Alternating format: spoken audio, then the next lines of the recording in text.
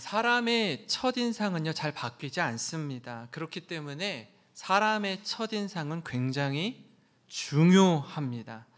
여러분, 제가 한번 질문을 드릴게요. 여러분의 남편이나 아내를 처음 만났을 때 그 첫인상을 기억하고 있습니까? 여러분 가운데 그 첫인상을 생생히 기억하는 분이 있을 겁니다. 저도요, 제 아내가 여기 있지만 제 아내를 처음 만났던 그 첫인상을 아주 또렷이 기억하고 있습니다. 그래서 제가 사진 찍는 걸 좋아하잖아요, 그죠? 그래서 막 사진을 찾아봤어요, 여러분에게 보여드리려고. 근데 이때가 2001년도여가지고 24년 전에는 이 폰 카메라 이런 게 별로 좋지 않아가지고 아무리 찾아도 없더라고요. 좀 같이 보여드리고 싶은데 보여드릴 수가 없어서 너무 아쉽습니다. 사실 저는요, 제 아내를 어떻게 만났냐 하면 안산에 있는 지하실에 있는 개척교회를 또 제가 제 발로 찾아가서 똑똑똑 문을 두드리고 그곳에 전도사로 부임을 하게 될 때 그 담임 목사님이 저를 어떻게 하셨을까요? 그 교회도 역시 마찬가지로 아무도 그 교회에 지원하는 사람이 없어가지고 제가 엄청난 경쟁력을 가지고 그 교회에 철커덕하고 부임하게 됐습니다.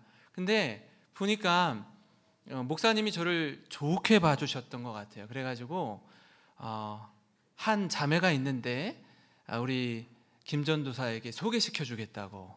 근데 지금 한국에는 없고 인도에 가서 선교를 6개월 정도 하고 있는데 들어오면 이제 만나게 해주겠다라고 이렇게 이야기를 해주시는 거예요. 얼마나 감사해요, 그죠?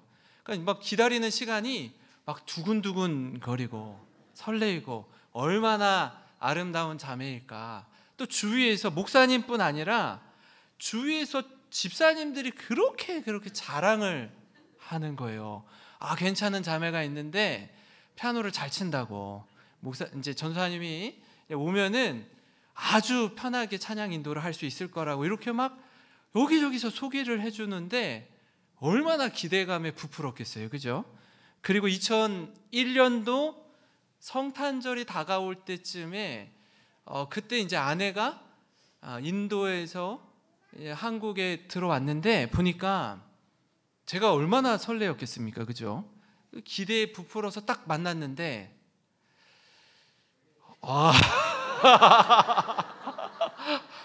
이 생각보다 좀 거시기 한 거예요. 왜냐하면 여러분, 인도는 아주 더운 나라고 어렵고 힘들게 사는 나라입니다, 그죠? 근데 무더운 나라에서 오랜 동안 있다가 이제 한국에 들어올 때 저 아내가 참 착해서 그 모든 옷가지를 선교사님 가정에 다 내어주고 정말 초라한 옷을 입고 이렇게 막 추운데 여름 옷을 입고 이제 한국에 들어온 거예요. 그리고 겨울인데 피부가 까무잡잡하게 다 타 있는 모습으로 온 거예요. 그러니까 뭐 이렇게 꾸미고 뭐 선교지에서 그럴 수가 없죠. 그렇게 딱 들어와서 만나니 그런 거예요. 그래서 참 선교를 열심히 하고 왔나 보다, 그런 생각이 들었습니다. 얼마나 마음이 착하고 예쁜지. 실상 이 첫 모습은요, 인도에서 수고로운 삶이 가득한 모습이었어요. 제가 이렇게 읽는 거는 엉뚱한 말 하지 않으려고 하는 거예요. 다시요. 그런데 실상 첫 모습은 인도에서의 수고로운 삶이 가득한 모습이었습니다. 근데 이후에 아내를 만나면 만날수록 보배를 발견한 것 같았어요. 진흙 속에 보배를 발견한 것처럼 말입니다. 사실요, 누가 저 같은 사람과 그 당시에 결혼해 주겠습니까?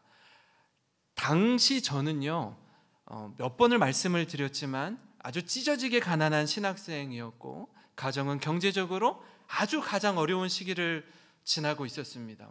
잠잘 데가 없어서 막 여기저기 떠돌아 다니기 직전에 저의 상황이었습니다. 그런 상황에 있는 저를 누가 만나주겠어요, 그죠? 그러니까 만나주는 것 자체가 너무나 감사할 따름이었습니다. 그렇게 서로 사랑하고 가정을 이루어서 오늘 저희가 이렇게 아들, 딸을 낳고 영생교회 담임 목사로 이 부임해서 행복한 목회를 하고 있다는 건요, 이건 기적이고 은혜고 너무나 하나님 앞에 감사한 일입니다. 이거는 하나님의 은혜가 아니고는 달리 표현할 방법이 없습니다. 그렇다면요, 한번 생각해 볼까요? 아내에 대한 그 첫인상이 어떻게 바뀌게 되었을까요? 어떻게 바뀌게 될까요? 시간이에요, 시간. 서로 만나며 교제하는 시간 말입니다. 서로 알아가는 시간을 통해서 그 첫인상이 점점점 바뀌게 되었습니다. 여러분, 저뿐이겠습니까?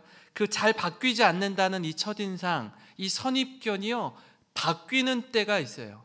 함께 교제하고 오랜 시간을 지내면서 이 사람이 이런 사람이구나, 이렇게 따뜻한 사람이구나, 이렇게 좋은 사람이구나 라는 게 바뀌는 때가 있다고요. 저뿐이겠습니까? 여러분도 그렇지 않습니까? 오늘 말씀은요, 우리 계속해서 사도행전 말씀을 살펴보지만 주위에서 바울이 1차, 2차, 3차 선교 여행을 마치고 예루살렘으로 가려고 할 때 주위에서 많은 이들이 바울을 말립니다. 그렇죠? 때로는 바울을 대적했던 사람들이 그를 힘들게도 했고요. 때로는 바울의 동역자들이 예루살렘에 들어가면 큰일 납니다. 당신이 목숨을 잃을 수도 있습니다. 절대로 가지 마십시오라고 바울을 아끼는 이들이 얼마나 만류했는지 몰라요.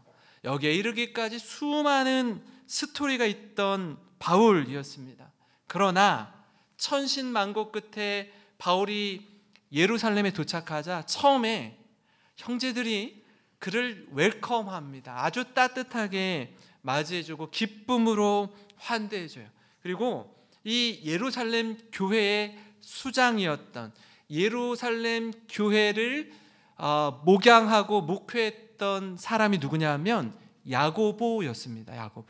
이 야고보는 누구냐면 예수님의 12제자 중에 한 명이었던 베드로, 야고보, 요한의 그 야고보가 아니라 예수님의 동생 야고보였어요. 예수님의 동생 야고보가 예루살렘 교회의 지도자였습니다. 그리고 그와 함께 했던 장로들이 있었는데요, 17절 18절을 보시면 이렇습니다. 예루살렘에 이르니 형제들이 우리를 기꺼이 영접하거늘 그 이튿날 바울이 우리와 함께 누구에게? 야고보에게로 들어가니 누구도 있더라? 장로들도 다 있더라. 여러분, 이 야고보는요, 주위에 굉장히 많이 등장합니다. 너무나 중요한 역할을 감당했기 때문에 그렇습니다.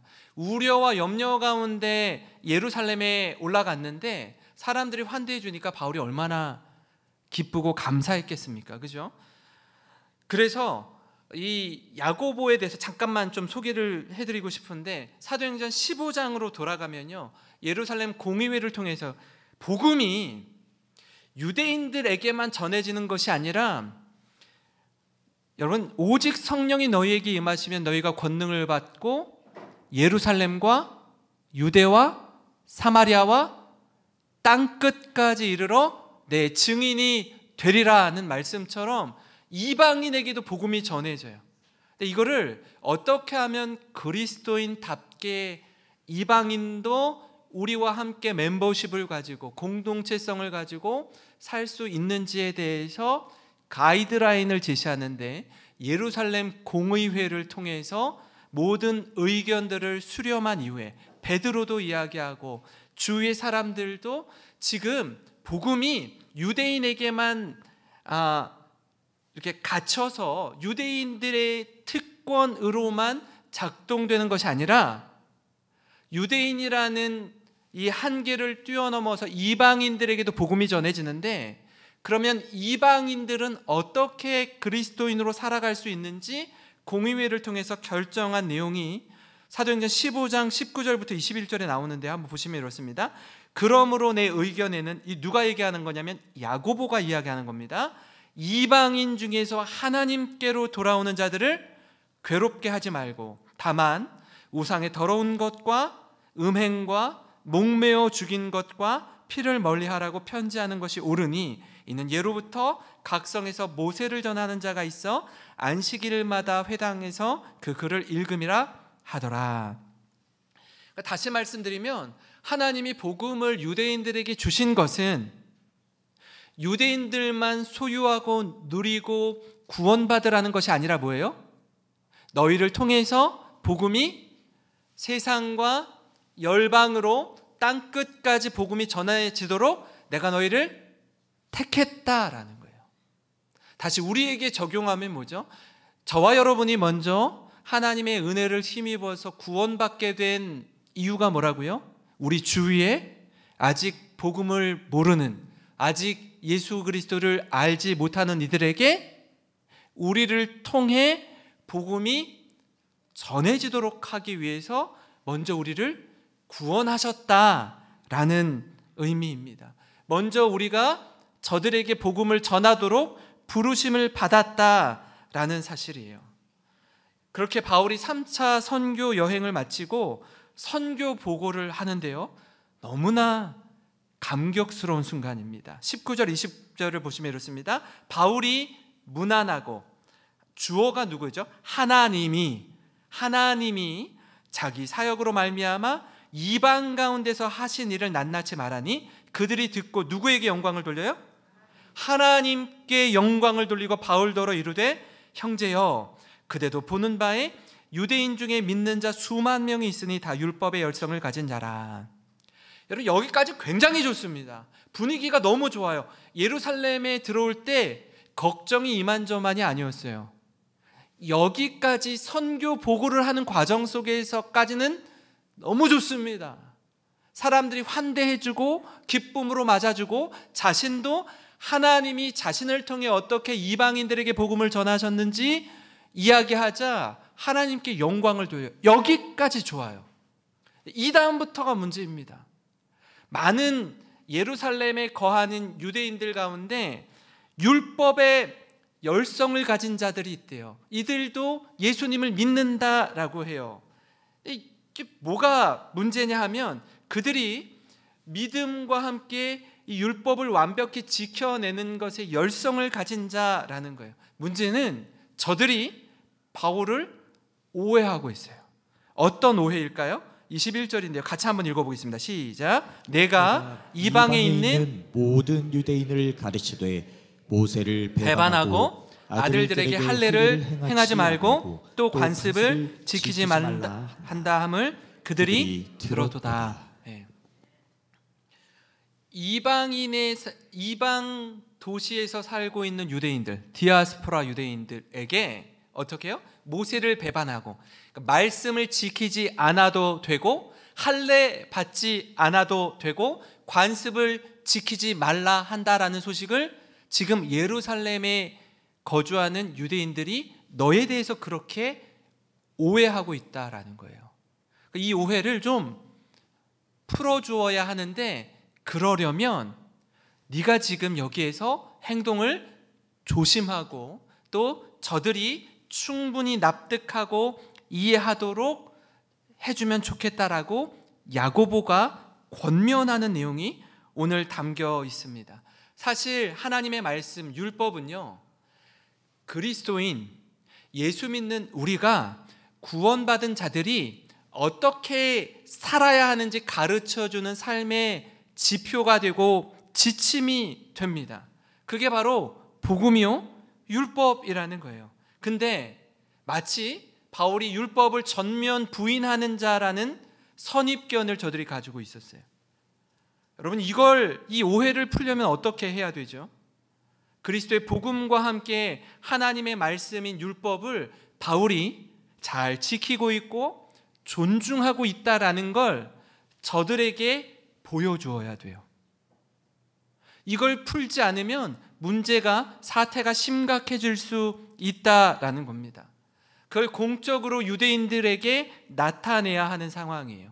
여러분, 이를 근거로 해서 여러분과 함께 말씀을 나누고자 하는데요, 오해를 풀어서 이해하도록 하는 과정, 그 첫 번째는 뭐냐면요, 율법을 지킴으로 하나님의 말씀을 내가 존중하고 있습니다 라는 걸 보여주어야 한다라는 겁니다. 예루살렘 교회 수장인이 야고보가 볼 때 바울에 대한 이 오해를 풀지 않으면 굉장한 소동이 지금 당장 일어날 것 같은 거예요. 그래서 바울에게 이렇게 제안합니다. 23절 24절에 우리가 말하는 이대로 하라.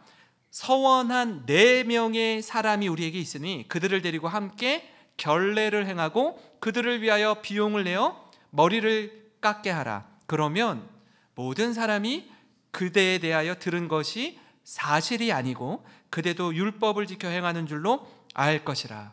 이건 좀 부연 설명이 좀 필요한데, 이게 뭐냐면요, 4명의 사람이 지금 있는데 그 사람이 나시린으로서 서원을 한 사람인데, 나시린으로 서원하면요, 여러분 우리가 아는 나시린이 누구 있죠? 대표적인 사람? 삼손이 있습니다. 삼손. 그죠? 삼손 같은 경우는 평생에 나시린으로 살겠습니다라고 서원한 사람이었지만, 대부분의 사람들이 나시린으로 서원할 때에는요, 보통 한 달 정도 나시린으로 살 것을 서원했어요. 그럼 그때에는요, 좀 지켜야 할 규례가 좀 있었습니다. 그게 뭐냐면 시체를 가까이 하지 말 것, 포도주와 독주를 마시지 말 것, 머리에다 삭도를 대지 말 것, 이런 거예요. 근데 오늘 말씀을 보니까 뭐가 나와 있죠? 24절을 한번 다시 보여줄까요? 그들을 데리고 함께 결례를 행하고 그들을 위하여 비용을 내어 뭐 하래요? 머리를 깎게 하라. 이게 머리를 깎게 하라는 말이 뭘까요? 나시린으로 서원할 때에는 머리 깎으면 돼요? 안 돼요?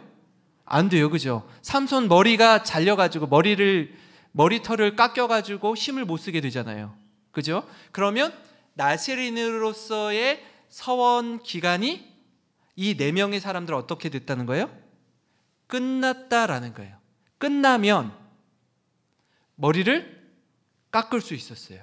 근데 이 비용을 바울 당신이 계산해 주면 좋겠습니다. 그리고 나시린으로 서원을 하고 그것을 마치는 날에도 하나님 앞에 제사를 지내면서 갈무리를 해야 됐는데요, 이 나시린에 대한 규례를 좀 더 구체적으로 나와 있는 말씀이 민수기 6장에 나와 있는데, 제가 한번 읽어드릴게요. 한번 눈으로 따라오시면 좋을 것 같습니다. 이스라엘 자손에게 전하여 그들에게 이르라. 남자나 여자가 특별한 서원 곧 나시린의 서원을 하고 자기 몸을 구별하여 여호와께 드리려고 하면 포도주와 독주를 멀리하며 포도주로 된 초나 독주로 된 초를 마시지 말며 포도즙도 마시지 말며 생포도나 건포도도 먹지 말지니 자기 몸을 구별하는 모든 날 동안에는 포도나무 솟아는 씨나 껍질이라도 먹지 말지며 그 서원을 하고 구별하는 모든 날 동안은 삭도를 절대로 그의 머리에 대지 말 것이라. 자기 몸을 구별하여 여호와께 드리는 날이 차기까지 그는 거룩한즉 그의 머리털을 길게 자라게 할 것이며 자기의 몸을 구별하여 여호와께 드리는 모든 날 동안은 뭐를? 시체를 가까이 하지 말 것이요 그의 부모 형제 자매가 죽은 때에라도 그로 말미암아 몸을 더럽히지 말 것이니 이는 자기의 몸을 구별하여 하나님께 드리는 표가 그의 머리에 있습니다. 자기의 몸을 구별하는 모든 날 동안 그는 여호와께 거룩한 자니라. 여러분, 우리가 말씀을 읽으면서 확인하는 건 뭐냐면, 그 부모님이 돌아가시고 형제 자매가 돌아가시면 그럼 시체를 가까이 할 수밖에 없죠. 그러면 나시린으로서의 기간이 스탑되는 거예요. 다시 멈추고 일주일 동안 정결 예식을 거치고 다시 시작해야 되는 겁니다. 여러분, 이 시간을 보내면서 마무리할 때, 나시린으로서의 서원한 기간이 갈무리될 때에 제사 제물을 드려야 하는데 이게 좀 만만치 않아요. 여러분, 이 비용을 바울 당신이 좀 지불해 줬으면 좋겠습니다라는 거예요. 또 하나, 지금 여기서 정결 예식을 바울이 해야 된다라고 얘기하는데, 이게 뭐냐면 유대인이 이방 땅에 가서 지내다가 예루살렘으로 돌아오면 한 일주일 정도는 정결 예식을 지켜야 했습니다. 그러니까 바울 입장에서는 이 정결 예식을 지켜야 했고, 4명의 나시린으로 서원한 사람은 나시린으로 서원한 기간이 마친 후에 제물을 드리면서 제사를 지내야 했습니다. 야고보가 바울에게 이 제안을 했을 때 바울이 그 제안을 받아들입니다. 왜 그럴까요? 복음이 왜곡되거나 복음이 가려지지 않도록 최선을 다해서 복음을 전하는 바울이기 때문에 그렇습니다. 우리는 때로 비본질적인 것으로 인해서 본질적인 걸 놓치고 다투거나 마음이 상하는 경우가 종종 있습니다. 예배 드릴 때도 마찬가지고요, 교회에서 봉사를 할 때도 마찬가지입니다. 별로 중요하지 않아요. 이래도 되고 저래도 되는 일인데, 어떤 분은요 반드시 이래야 된다라고 강하게 주장하는 분들이 있어요. 교회가 어려워질 때가 있어요. 교회가 분란이 일어날 때가 있습니다. 이상하게도요, 너무나 평안했음에도 불구하고 어떤 작은 것 하나가 이게 나비 효과가 되어서 큰일인 것처럼 아주 이슈가 되고 교회를 어지럽게 하는 경우들이 있어요. 중요하지 않은 일에 마음이 온통 빼앗겨서 견디지 못하는 겁니다. 제가 수년 전에 어떤 목사님과 이야기를 나누다가 이런 얘기를 들은 적이 있어요. 목사님 부임해서 이제 목회를 하고 있는데, 오후 예배 때 이제 찬송가 외에 다른 찬양들을 좀 이렇게 불렀나 봐요. 근데 예배를 마치고 나서 그 교회 장로님이 목사님에게 오더니 그러는 거예요. 목사님, 지금 이렇게 한 건 예배가 아닙니다. 목사님이 왜요? 찬송가를 부르지 않고 다른 걸 부르면 예배가 아닙니다. 저는요, 이제껏 살아오면서 찬송가를 부르지 않은 예배는 단 한 번도 드리지 않았습니다. 이렇게 말하더라는 거예요. 목사님 계속 이렇게 하면 저는 오후 예배는 예배 드리지 않겠습니다. 시무 장로님이.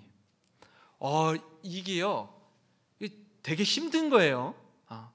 본인이 가지고 있는 틀, 이게 깨지면 예배가 아니라는 거예요.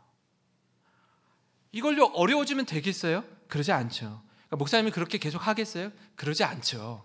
근데 가지고 있는 그런 고정된 관념, 이것 때문에 너무나 교회가 어려워질 수 있는 거예요. 충분히 이해할 수 있는 부분인데 아주 큰 문제인 것처럼 여기는 거예요. 비본질적인 것을 마치 본질인 것처럼 화두로 삼고 교회를 혼란스럽게 만드는 겁니다. 여러분, 사랑하는 성도 여러분, 바울이요 예루살렘으로 올라가서 친히 보여준 이 복음의 확장성, 포용성이 어떤 건지 기억하시기를 바랍니다.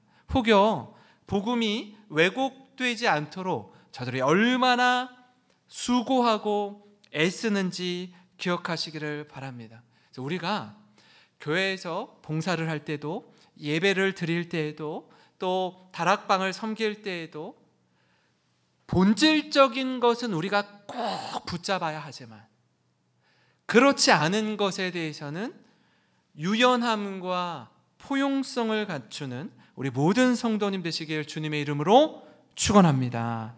그런가 하면요, 오해를 풀어서 이해하도록 하는 과정 다른 한 가지 뭐냐면요, 헌신과 섬김을 통해 복음이 왜곡되지 않도록 하는 것입니다. 사실 이 오해를 푸는 과정이요, 말로만 되지 않습니다. 말로만 되지 않아요. 남다른 헌신과 섬김이 요구되기도 합니다. 조금 힘들 수도 있어요. 어려울 수도 있습니다. 그러나 바울 같은 경우 앞장서서 섬기는 것입니다. 앞장서 헌신하는 거예요. 바울과 그 일행이 그랬습니다.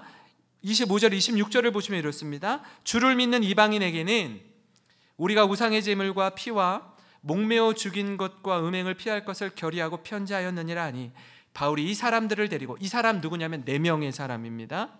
이 사람들을 데리고 이튿날 그들과 함께 결례를 행하고 성전에 들어가서 각 사람을 위하여 제사 드릴 때까지의 결례 기간이 만기된 것을 신고하니라.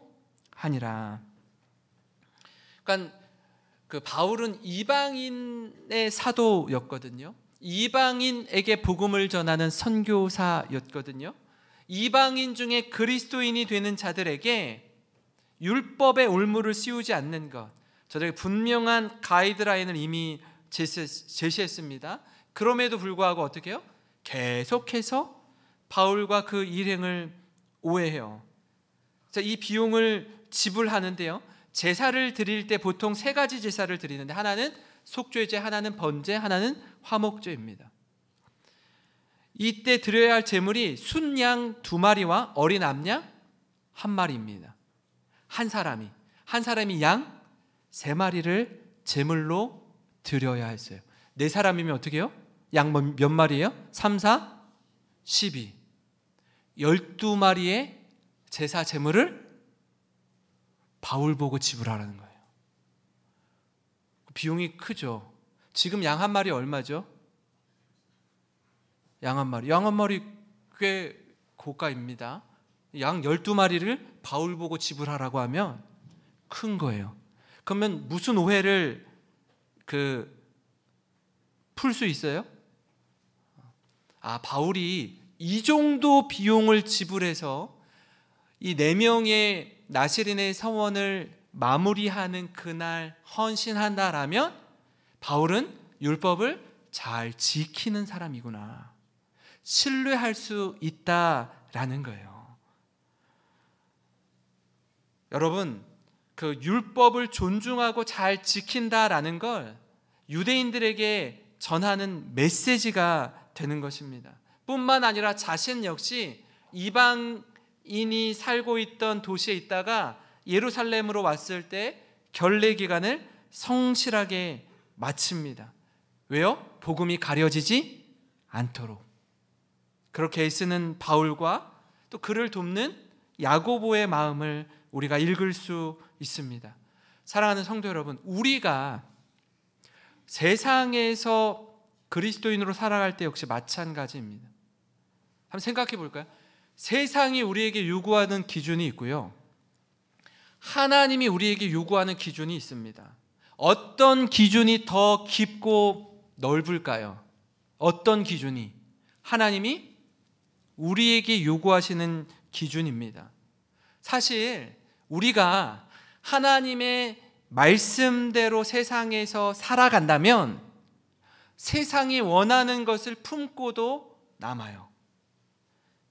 우리가 말씀 앞에서 우리 자신을 돌아보면서 살아간다면 세상은 우리를 향해서 이렇게 말할 거예요. 당신들이 우리의 빛이 되어주셔서 고맙습니다.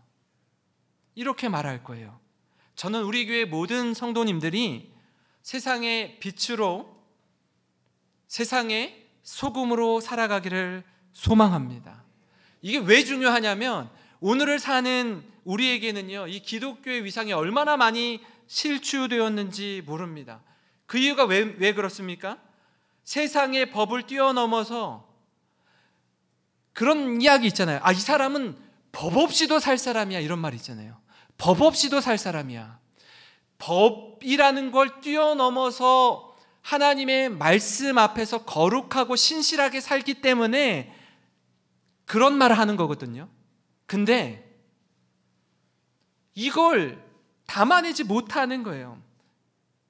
뭐로도요? 하나님의 말씀은 뒤로 하고 세상의 법조차도 지키지 못해요. 세상이 원하는 수준조차도 우리가 살아내지 못해요.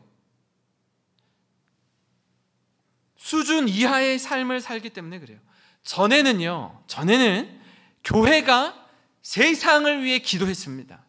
근데 이제는 세상이 교회를 걱정하고 염려하고 있어요. 얼마나 부끄러운지 모릅니다. 얼마나 부끄러운 일이에요. 예전에는요, 목사입니다, 장로입니다, 권사입니다 이러면요, 과거 우리나라의 복음이 전해졌던 초기에, 한국교회 초기에 1900년대 초기, 1907년 평양대붕 운동, 또 원산대붕 운동이 일어났을 때에는요, 우리가 제가 예수 믿는 예수쟁이입니다, 그리스도인입니다 그러면요, 밥이 없어서 굶을 때 쌀가게에 가서 쌀을요, 내 그리스도인입니다 그러면 쌀을 뭐 이렇게 담보를 걸지 않고 좀 빌려다 줬어요. 이렇게 빌려줬다고요. 아, 예수 믿는 사람은 정직해, 예수 믿는 사람은 반드시 이걸 갚는 사람이야, 이게 보증이 되고 개런티가 되었다니까요. 예수 믿는 사람 거짓말 안 해, 반드시 약속을 지켜, 이게 통용이 되었던 시대였어요. 근데 100년이 지난 지금은 어때요? 어디 가서 내가 목사입니다, 내 장로입니다, 내 권사입니다 라고 말을 못해. 말을.